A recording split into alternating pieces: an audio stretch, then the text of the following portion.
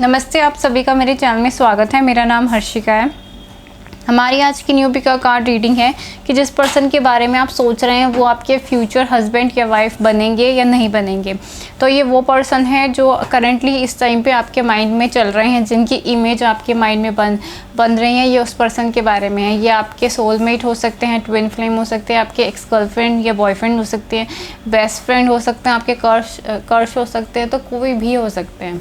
तो आप उस पर्सन के बारे में सोचिए और इन 5 सिंबल्स पे मेडिटेट कीजिए। इनमें से जो भी सिंबल आपको अट्रैक्ट करे, अपनी तरफ खींचे, उसे ही चुनिएगा। पहला हमारे पास है symbol of star. The star is a symbol of divine union. The lower triangle represent the feminine energy and the upper triangle represent the masculine energy.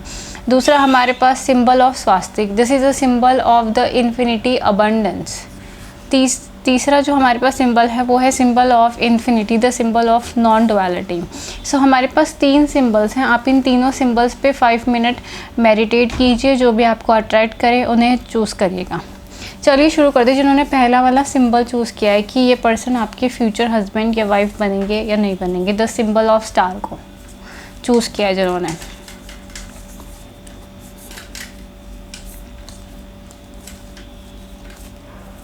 आप लोगों के लिए जो पहला कार्ड आया है वो है लेट गो।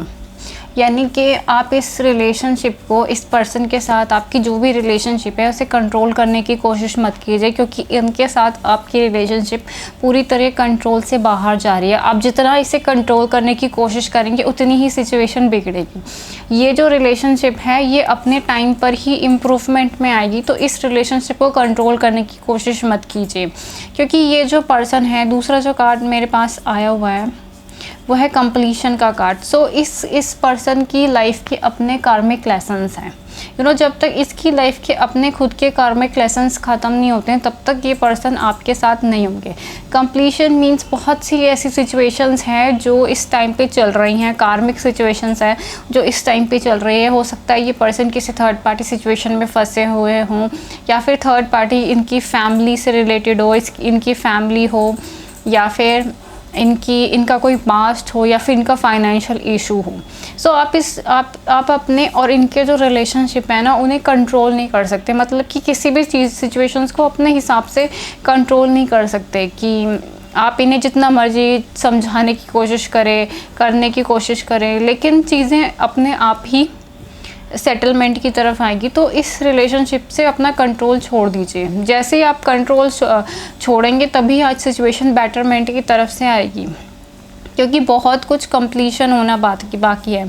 बहुत सारी सिचुएशंस कंप्लीशन पे जाएंगी, तभी ये पर्सन आपके पास वापस आएंगे। आपको इस रिलेशनशिप के लिए पॉजिटिव थिंक करना है, पॉजिटिव मैनिफेस्ट करना है और पॉजिटिव सोचना है। इस पर्सन के साथ आपके माइंड में बहुत से नेगेटिव थॉट्स हमेशा आते रहते होंगे कि पता नहीं आप दोनों का कोई फ्यूचर है या नहीं है, क्योंकि कार्मिक सिचुएशन आप दोनों के बीच में बहुत ज़्यादा बनी हुई है। लेकिन फिर भी आपको इस पर्सन के लिए पॉजिटिव सोचना है, पॉजिटिव विजुअलाइजेशन करना है और मेडिटेशन करनी है। आपका इस पर्सन के साथ रिकॉन्सिलेशन होने में काफ़ी टाइम लगेगा। ये चीज़ें आपकी इनके साथ शादी होने में काफ़ी ज़्यादा टाइम लगेगा। और 9 ऑफ कैपरेरा, मतलब बहुत ज़्यादा मुश्किलें आएंगी, इतनी ज़्यादा मुश्किलें, इतनी ज़्यादा चैलेंजेस आएंगे आप दोनों के बीच में। लेकिन अगर आप इन सारे चैलेंजेस को, इतने सारे मुश्किल को एकदम स्ट्रांगली अगर आपने सामना कर लिया तो आपकी इस पर्सन से शादी हो जाएगी। If you stay strong in this challenging situation, you are going to marry this person. क्योंकि ये जो पर्सन आप देख रहे हैं ये बहुत ही ज़्यादा एक फार्मर की पोजीशन है, अपनी फील्ड में खड़ा हुआ है। इसकी जो लैंड है, यानी कि इसका जो क्रॉप्स है, वो बारिश की वजह से इसकी सारी खेती ख़राब हो गई है। इसकी ज़िंदगी में बहुत ज़्यादा बारिश, तूफ़ान आया और जितनी इसने मेहनत करी थी वो सारी चीज़ें ख़राब हो गई हैं। और जो भी बारिश आई है, तूफ़ान आया, वो इसके कंट्रोल में नहीं था। तो इसने उससे लेकिन गिव अप नहीं किया। इसने एक बार फिर से अपनी सारी खेती करी और एक बार फिर से अपने सारे फसल उगाए। तो आपके लिए भी यही है कि इस पर्सन के साथ आपका जो रिलेशनशिप है बहुत बार एंडिंग्स की तरफ जाएगा। बहुत बार आपको ऐसा लगेगा कि आपको गिव अप कर देना चाहिए कि कुछ नहीं हो सकता। लेकिन अगर आपने इस रिलेशनशिप में गिव अप नहीं किया और लगातार आप मेडिटेशन करते रहे और लगातार इस पर्सन को मैनिफेस्ट करते रहे तो आपकी इनसे शादी हो जाएगी। लेकिन अगर आपने गिव अप कर दिया तो ये रिलेशनशिप वर्क नहीं कर पाएगा। So the chemistry, there is a strong attraction between you. So आप दोनों के बीच में एक केमिस्ट्री बिल्टअप होने में काफ़ी टाइम लगेगा। ये केमिस्ट्री एकदम से बिल्टअप नहीं होगी कि बहुत डीप लेवल की अंडरस्टैंडिंग हो जाए, वो आपको खुल के बताने लगे, नहीं। केमिस्ट्री बिल्डअप होने में काफ़ी ज़्यादा टाइम लगेगा, क्योंकि बहुत सी कार्मिक सिचुएशन है, बहुत ज़्यादा चैलेंजिंग सिचुएशन है। लेकिन पॉजिटिव रहकर आगे बढ़ना, obstacles are going to be removed. आपकी और इनके बीच के ऑब्स्टिकल्स तभी दूर होंगे जब आप अपने विल पावर, कॉन्फिडेंट और करेज से इस रिलेशनशिप में आगे बढ़ेंगे, तभी। लेकिन अगर, जैसे कि मैंने पहले कहा था, अगर आपने इस रिलेशनशिप में गिव अप नहीं किया इस पर्सन के साथ, तो द सन कार्ड है, मतलब कि द पॉजिटिव चेंजेस आएंगे, बिग पॉजिटिव चेंजेस आएंगे। आपका डेफिनेटली इस पर्सन के साथ फ्यूचर होगा, द बिग येस। अगर आपने गिव अप नहीं किया इन कार्मिक सिचुएशंस पे और कंटिन्यूसली फोकस किया। द एम्परर कार्ड मतलब स्टेबिलिटी। सो आपको स्टेबिलिटी की तरफ जाना है। अगर आप इस पर्सन से शादी करना चाहते हैं तो आपको खुद इतना ज़्यादा स्टेबल होना पड़ेगा कि आप इन्हें घर दे सकें, गाड़ी दे सकें, बच्चे दे सकें। इन सब चीज़ों के लिए मतलब एक कंफर्टेबल एक पोजीशन पे जाना पड़ेगा ताकि आप इन्हें दे सकते हैं। फाइनेंशियल स्टेबिलिटी आपको इन्हें देनी पड़ेगी, चाहे आप लड़की हैं या लड़का हैं, कोई भी हैं, आपको एक फाइनेंशियल स्टेबल होना पड़ेगा और तभी आप इस पर्सन से मैरिज कर सकते हैं। लेकिन अगर आप खुद एक ऐसी सिचुएशन में हैं कि अभी आप खुद एक जॉब लेस हैं या खुद पढ़ाई कर रहे हैं और इस पर्सन से शादी करना चाहते हैं, तो नहीं होगा। जब तक आप खुद स्टेबल नहीं होंगे कि इनको एक कंफर्टेबल लाइफ दे सकें, आपकी इस पर्सन से शादी नहीं हो सकती है। और दूसरी बात ये कि ये कुछ लोगों के लिए ये एक सोलमेट कनेक्शन है और कुछ लोगों के लिए ये एक कार्मिक कनेक्शन है। सो दोनों ही लोगों को मेडिटेशन करते रहना पड़ेगा, पॉजिटिव थिंकिंग करती रहना पड़ेगा और बहुत ज़्यादा वर्क करना पड़ेगा और गिव अप नहीं करना है, तभी आपकी इस पर्सन से शादी हो सकती है। सो ये थी आपकी रीडिंग जिन्होंने सिंबल ऑफ स्टार को चूज़ किया। अगर आपको मेरी रीडिंग पसंद आई है तो आप मेरे चैनल को लाइक करें, शेयर करें, सब्सक्राइब करें और प्राइवेट रीडिंग के लिए मुझे ईमेल कर सकते हैं। Thank you so much. अब देखते हैं जिन्होंने सेकंड ऑप्शन को चुना है, यानी कि स्वास्तिक के सिंबल को चुना है, कि आपकी इस पर्सन से शादी होगी या नहीं होगी। सो आपने जिस पर्सन को चुना है, यहाँ पे सबसे पहला कार्ड आया है लवर्स कार्ड। सो ये पर्सन आपके सोलमेट या ट्विन फ्लेम कनेक्शन में, कुछ लोगों के लिए सोलमेट्स हैं और कुछ लोगों के लिए ट्विन फ्लेम हैं। तो सबके लिए ट्विन फ्लेम कनेक्शन नहीं है, लेकिन ये जो पर्सन है आपकी ट्रू लव है, ट्रू डिवाइन लव है। मतलब एक ऐसा लव जो पास्ट लाइफ टाइम में या पास्ट लाइफ टाइम भी हो सकता है या फिर पास्ट लाइफ टाइमलाइंस भी हो सकता है, जो टाइमलाइंस वो डिफरेंट डायमेंशन या डिफरेंट प्लैनेट में हो, क्योंकि twin flame mostly different planet से या डिफरेंट डायमेंशन से आए हुए होते हैं। तो कुछ लोगों के लिए ये पास्ट लाइफ टाइम कनेक्शन है जो अर्थ पे है, कुछ लोगों के लिए ये पास्ट लाइफ टाइम कनेक्शन है जो दूसरी दुनिया में है, यानी कि दूसरे ब्रह्मांड से है। सो लेकिन ये पर्सन आपकी ट्रू लव है, ये आपसे बहुत ज़्यादा प्यार करते हैं, आप भी इनसे बहुत ज़्यादा प्यार करते हैं। ये जो प्यार है म्यूचुअल है। दूसरी बात ये डिवाइन लव है, सोल कनेक्शन है। तो आप दोनों के बीच में ऑलरेडी एक सोल कॉन्ट्रैक्ट बना हुआ है कि आप इनसे मिलेंगे, सेपरेशन फेस में जाएंगे और आपको सारा हीलिंग वर्क कंप्लीट करना होगा, तब आपका रिकॉन्सिलेशन होगा। तो जब तक आप अपनी खुद की सोल से कनेक्ट नहीं होते, आप इस पर्सन से 3D में कनेक्ट नहीं हो सकते। जब तक आप अपनी खुद की आत्मा को हील नहीं करेंगे, आपकी आत्मा की सोल एक्सपेंशन नहीं होगी, तब तक इस पर्सन के साथ आपका रीयूनियन नहीं होगा। सो ये जो इस पर्सन के लिए, इस पर्सन से शादी करने के लिए आपको बहुत ज़्यादा मेडिटेशन करनी पड़ेगी, क्योंकि ये एक सोल लेवल का कनेक्शन है। तो इसके लिए आपको बहुत ज़्यादा मेडिटेशन करनी पड़ेगी, साधना करनी पड़ेगी, अपनी सोल को हील करना पड़ेगा, ग्रो करना पड़ेगा स्पिरिचुअली ग्रोथ बहुत ज़्यादा इम्पॉर्टेंट है इस कनेक्शन के लिए। तभी आप दोनों का जो अगला कार्ड है कॉमन यूनियन, यानी कि ईगल स्पिरिट। सो ये जो कार्ड बताता है कि एक डिवाइन यूनियन होगा आप दोनों के बीच में, मतलब ये सेपरेशन फेस एंड होगा, एंड तभी होगा जब आप एक डिवाइन यूनियन करेंगे। तो रीयूनियन कभी भी अपने आप नहीं होता, उसे हमेशा मैनिफेस्ट करना पड़ता है। उसके लिए बहुत ज़्यादा साधना या मेडिटेशंस जो भी आपको ठीक लगती है वो करना पड़ता है। अगर आप बैठ के बस विशिंग या होपिंग करते रहेंगे कि ये पर्सन आपकी लाइफ में आ जाए, आपको कांटेक्ट कर ले, तो नहीं को कुछ भी नहीं होगा। जब तक आप उसके लिए खुद एफर्ट्स नहीं करते, स्पिरिचुअल वर्क नहीं करते, स्पिरिचुअल नॉलेज गेन नहीं करते, तब तक ये पर्सन आपकी लाइफ में नहीं आएगा। सो आपको बहुत ज़्यादा स्पिरिचुअल वर्क करना है, सबकॉन्शियस माइंड को रिप्रोग्रामिंग करना, अपने नेगेटिव कॉर्ड्स को कट करना, अपने सोल को हील करना, एस्ट्रल बॉडीज़ को हील करना, तो ये सारा वर्क आपको करना है, तभी आपका इस पर्सन के साथ रीयूनियन होगा। अगर आप ऐसे बैठे रह गए और बस होपिंग करते रहे या फिर दुआएं मांगते रहे तो नहीं होगा। स्पिरिचुअल वर्क करना पड़ेगा। फेथ, तो इस रिलेशनशिप में आपको बहुत ही शांति बरतनी है, बहुत ही विश्वास रखना है। इस कनेक्शन पे आप जितना गहरा विश्वास रखेंगे उतना ही ये कनेक्शन डेवलप्ड होगा। लेकिन अगर आप इस कनेक्शन पे अपने डाउट्स प्रोजेक्ट करते रहे, फियर करते रहें कि नहीं ये पर्सन सही है कि नहीं है, या फिर कुछ और सिचुएशन है, तो अगर आप इसके ऊपर अपने डाउट्स और फियर प्रोजेक्ट्स करेंगे तो ये कनेक्शन वर्क नहीं करेगा।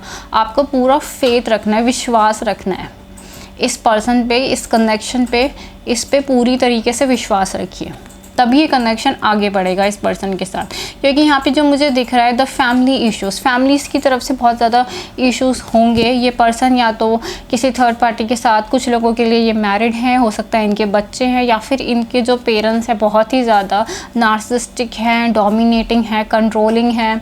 सो या फिर ये बहुत ज़्यादा इश्यूज़ हैं इसके अंदर। आपके साथ भी ऐसा हो सकता है कि आप किसी नार्सिसिस्टिक फैमिली से बिलोंग करते हैं, आपके पेरेंट्स बहुत ज़्यादा कंट्रोलिंग हैं, आपको बचपन से कभी भी इमोशनल सेटिस्फेक्शन नहीं मिला आपके पेरेंट्स की तरफ से, बहुत ज़्यादा ऐसे चीखने चिल्लाने मारने पीटने वाले पेरेंट्स हैं, और या फिर आप किसी थर्ड पार्टी में फंसे हुए हैं, तो ये फैमिली इश्यूज़ बहुत होंगे। इस सारे इश्यूज़ को आपको हील करना पड़ेगा, और इन्हें आप 3D में हील नहीं करेंगे, स्पिरिचुअल प्लेन में आपको हीलिंग करना पड़ेगा, यानी कि अपने अंदर के डीप इनर चाइल्ड को हील करना पड़ेगा। बहुत डीप लेवल पे अपना जो इनर चाइल्ड है उसे हील करना पड़ेगा। जब आप इनर चाइल्ड हीलिंग कर लेंगे तब आपका ये रियूनियन मैनिफेस्टेशन होगा। तो इस रिलेशनशिप में बहुत स्ट्रॉन्ग फैमिली इशू जो मेजर ऑब्स्टिकल क्रिएट करेगा, ये issues deep inner child wounds भी हो सकते हैं। डीएनए को हील कर सकते हैं आप, और एंसेस्टर प्रॉब्लम्स भी हो सकती हैं। सो इन सारी चीज़ों को हटाना पड़ेगा और डीप लेवल की हीलिंग करनी पड़ेगी। दूसरा जो कार्ड है चिल्ड्रंस कार्ड है। तो ये जो पर्सन और आपका कनेक्शन बहुत ही एक इनोसेंट सा कनेक्शन है, बहुत ही प्योरिटी वाला कनेक्शन है, क्योंकि बच्चे बहुत ही इनोसेंट होते हैं, प्योर होते हैं, सेम टाइम पे बहुत ज़्यादा वल्नरेबल होते हैं। तो हो सकता है आप या ये पर्सन बहुत ज़्यादा वल्नरेबल हो। ये पर्सन बहुत ईजिली किसी के भी अटैक में फंस सकते हैं, इनके ऊपर अटैक हो सकते हैं, या तो कोई black magic attack, psychic attack, emotional manipulation जो इनके घर वाले करते हैं, तो ये इनके अटैक्स में फंस सकते हैं और किसी कार्मिक सिचुएशन में फंस सकते हैं। तो इस पर्सन के फंसने के काफ़ी ज़्यादा चांसेस हैं, आपके भी फंसने के चांसेस है, लेकिन इस पर्सन के ज़्यादा है। तो इन सब चीज़ों को हटाने के लिए आपको बहुत ज़्यादा मेडिटेशन करनी पड़ेगी और एक डिवाइन यूनियन मैनिफेस्ट करना पड़ेगा। कुछ लोगों के लिए ये भी हो सकता है कि ये पर्सन फंसे हुए हैं, इनकी शादी हो गई है या फिर इनका कोई बच्चा है उसको लेकर फंसे हुए हैं, और कुछ लोगों के लिए डेफिनेटली ये इनर चाइल्ड इशू है जिन्हें हील करना पड़ेगा। दूसरा जो कार्ड आया हमारे पास मून फेस कार्ड आया है। तो यहाँ पर दो बार मून आया है, ये जो कॉमन यूनियन हो रही है इसके अंदर इधर भी मून है और यहाँ पर मून फेस कार्ड भी आया है। तो मून गॉडेस की तरफ से एक मैसेज है, द मून हमेशा इल्यूजन्स और डिसेप्शंस को क्रिएट करता है। तो इस रिलेशनशिप में बहुत ज़्यादा इल्यूजन्स वाली सिचुएशंस आएगी, आपको समझ में नहीं आएगा कि ये सही है या गलत है, या मैं जो कर रही हूँ वो सही है या गलत है। लेकिन अगर आपने अपने अंदर की इंट्यूशन की आवाज़ सुनी और डिवाइन गाइडेंस को फॉलो किया तो आप इस सिचुएशन से बाहर निकल जाएंगे और एक डिवाइन यूनियन क्रिएट करेंगे। लेकिन अगर आप अपने इल्यूजन्स में फंस गए, कि आपने अपने डर को चुन लिया, तो आप भी ऐसी किसी कार्मिक मैरिज में फंस जाएंगे। सो डिपेंड करता है कि आप किस सिचुएशन को चूज़ करते हैं। ये रिलेशनशिप काफ़ी टफ होगा, लेकिन your dreams are fulfilled, hard work lead to great success. So ये relationship in the end rainbow bridge पे जाएगा, मतलब कि आपका इस पर्सन के साथ डिवाइन यूनियन होगा, आप दोनों की शादी होगी और काफ़ी ज़्यादा खुशियाँ हैं, हैप्पीली एवर आफ्टर कार्ड है ये।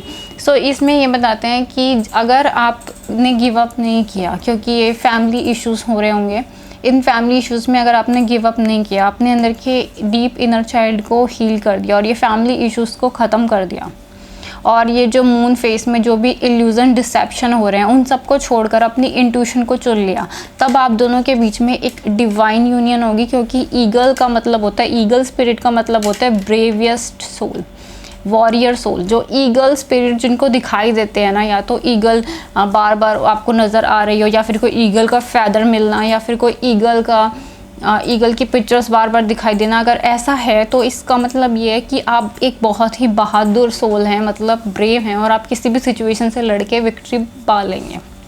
सो आपको इतना ज़्यादा बहादुर होना पड़ेगा, इतनी सारी सिचुएशन से लड़ना पड़ेगा, तब आप अपनी जर्नी को ख़त्म करते हुए इस रेनबो ब्रिजेस तक पहुँचेंगे।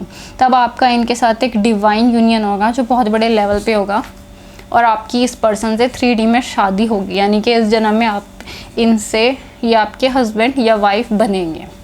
सो ये थी आपकी रीडिंग। जिन्होंने सिंबल ऑफ स्वास्तिक को चुना है, अगर आपको मेरी रीडिंग पसंद आई है तो आप मेरे चैनल को लाइक करें, शेयर करें, सब्सक्राइब करें, और प्राइवेट रीडिंग के लिए मुझे ईमेल कर सकते हैं। अब देखते हैं जिन्होंने सिंबल ऑफ इन्फिनिटी को चुना है, तो क्या ये पर्सन आपके फ्यूचर हस्बैंड या वाइफ बनेंगे या नहीं बनेंगे।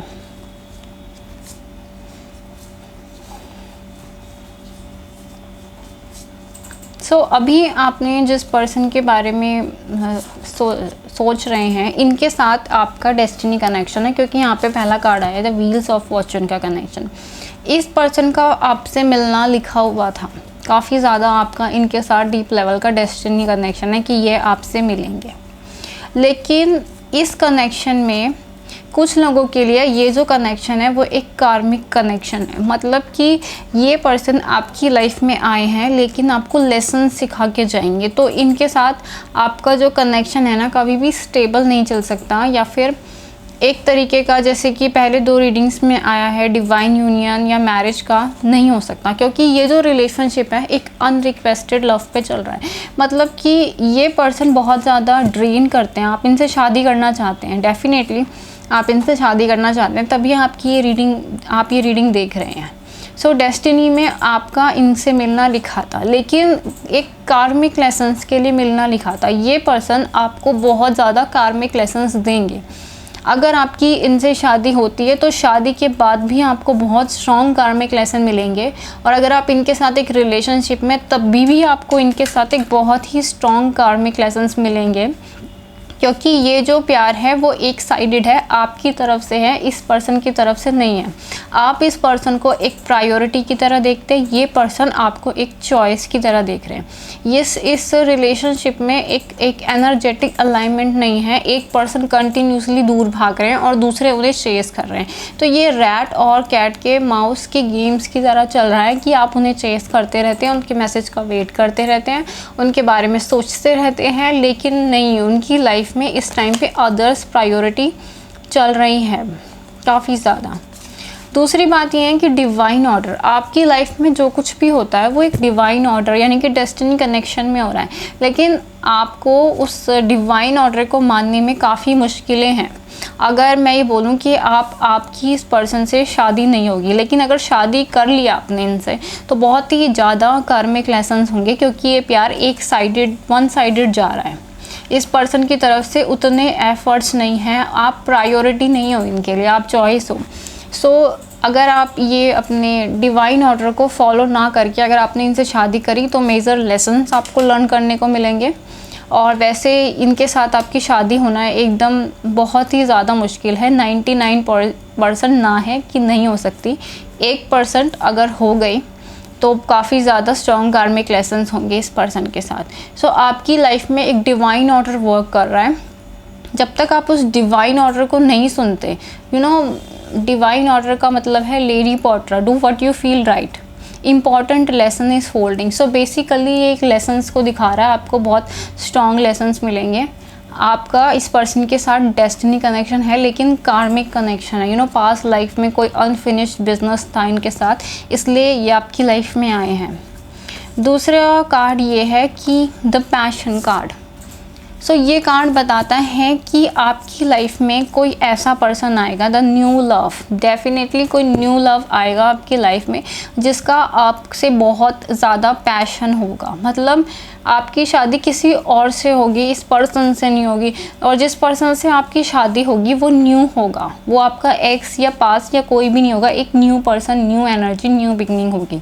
और जिस न्यू पर्सन से आपकी शादी होगी वो आपके लिए बहुत ज़्यादा पैशनेट होंगे, होंगे, उनका बहुत ज़्यादा पैशन होगा, उनके साथ कभी भी आपका ऐसा रिलेशनशिप नहीं होगा कि आप उन्हें चेस कर रहे हैं, आप मैसेज कर रहे हैं, अब वो आपके मैसेज का रिप्लाई नहीं कर रहे हैं, आप कॉल कर रहे हैं, वो आपकी कॉल अटेंड नहीं कर रहे हैं, क्योंकि वो एक अलग पर्सन होंगे, वो एक न्यू रिलेशनशिप होगा, उसके अंदर वो रिलेशनशिप वन साइडेड लव पे नहीं होगा, एक अट्रैक्शन पे नहीं होगा, उनमें आप दोनों के बीच में स्ट्रॉन्ग पैशन होगा। सो आपके लिए मैसेज ये है कि इम्प्रूवमेंट योर हेल्थ, अपनी हेल्थ को इम्प्रूव करिए। आपकी हेल्थ बहुत ज़्यादा डाउन में जा रही है, आप इस पर्सन के बारे में बहुत ज़्यादा सोच रहे हैं, बहुत ज़्यादा एफर्ट्स लगा चुके हैं इस रिलेशनशिप में, और ये रिलेशनशिप किसी डायरेक्शन में नहीं जा रहा है, लगातार आपकी एनर्जी ड्रेन कर रहा है। तो इस रिलेशनशिप को छोड़कर अपनी हेल्थ पे फोकस करिए, अपनी मेंटल हेल्थ, फिज़िकल हेल्थ पे, अपनी अच्छी डाइट पे, घूमने फिरने पे, मेडिटेशन पे, अपनी केयर करने पे फोकस कीजिए। और time to move forward, use logic over emotion. So अपने इमोशंस में ब्लाइंड होने का कोई फ़ायदा नहीं है, हमेशा लॉजिक को यूज़ करिए। आप जितने मर्जी इमोशन होकर अगर आप इसी पर्सन को चुनते हैं तो आप ही का नुकसान है, आप ही की मेंटल हेल्थ पे खतरा है। सो अपने इमोशंस को मत चुनिए, अपने आप को स्ट्रॉन्ग बनाइए, कमिटेड बनाइए और आगे बढ़िए। ये जो कनाइट वाला कार्ड है ना, वो आगे बढ़ रही है, फीमेल कनाइट, ये आगे बढ़ रही है। तो अपने इमोशंस में ब्लाइंड होने का कोई फ़ायदा नहीं है, क्योंकि ये रिलेशनशिप एक कार्मिक रिलेशनशिप है, इस पर्सन के साथ ये एंड होगा, नहीं एंड हुआ तो आप ही के लिए दर्दनाक होगा, इसलिए आगे बढ़िए इस रिलेशनशिप से। और एक क्वीन ऑफ माइकल यानी कि एक ब्रिलियंट सेल्फ, अपने करियर पे फोकस कीजिए। जब आप एक क्वीन की एनर्जी में आएंगी, यानी कि जब आप खुद इमोशनली स्टेबल होंगी, फाइनेंशियली स्टेबल होंगी या होंगे, जो भी ये रीडिंग देख रहे हैं, जब तक आप खुद स्टेबल नहीं होंगे तब तक आपको एक न्यू रिलेशनशिप जो आप ही की एनर्जी पे अट्रैक्ट करता हो वो आपकी लाइफ में नहीं आएगा। सो इस न्यू लव के लिए रेडी होने के लिए आपको अपने ऊपर बहुत ज़्यादा वर्क करना है, अपनी हेल्थ पे वर्क करना है। ये नहीं कि आपका शरीर कुछ बेडोल हो रहा है, आपको कोई प्रॉब्लम हो रही है और आप उसके ऊपर वर्क नहीं कर रहे हैं। अपनी हेल्थ पे बहुत ज़्यादा वर्क करना है, अपने फाइनेंसेस और करियर पे वर्क करना है, तब आप इस न्यू लव से मिलेंगे, तब आपके बीच में म्यूचुअल अट्रैक्शन होगा। सो ये थी आपकी रीडिंग। अगर आपको मेरी रीडिंग पसंद आई है तो आप मेरे चैनल को लाइक करें, शेयर करें, सब्सक्राइब करें और प्राइवेट रीडिंग के लिए मुझे ईमेल कर सकते हैं। Thank you so much for watching.